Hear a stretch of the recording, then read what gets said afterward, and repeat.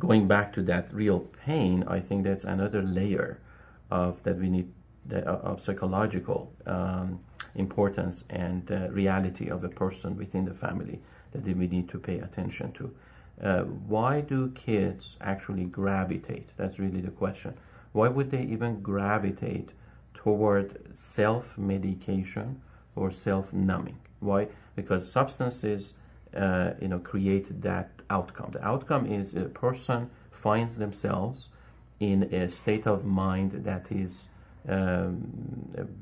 unreal, or helps them to kind of escape this reality as it stands, whether or not they physically or just psychologically feel it.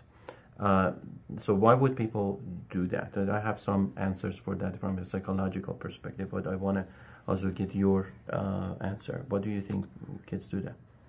I think since the beginning of time, people have always tried to alter their state of consciousness. There's holidays and Shabbat where they drink wine, and I had a cute little rabbi tell his congregation, addressing the little kids, he said, do you know how when you're little you like to run around in circles and get really dizzy and fall down? And I laugh because it's true. I mean, people like to have that sense of woo, what's going on. Yeah. But I think the sense of woo these days is deadly, and I think they're chasing the buzz, on some level, and innocently, I think a lot of times it starts out with alcohol and marijuana, but when you start adding pills to the mix, then you just take it to the next level, and that there's no good that comes out of that on any level. Very good. You gave a very good example that we early on we learn about more or less that benefit of change, kind of pushing the envelope, experiencing something that goes beyond us and even maybe overwhelming us.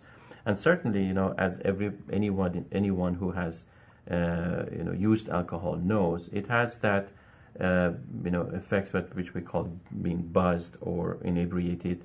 Basically, that it almost like knocks you out or to sleep. So it is a depressant and more or less a narcotic that puts you to sleep or helps you to relax. It has that sense of relaxation. It's just like benzodiazepines.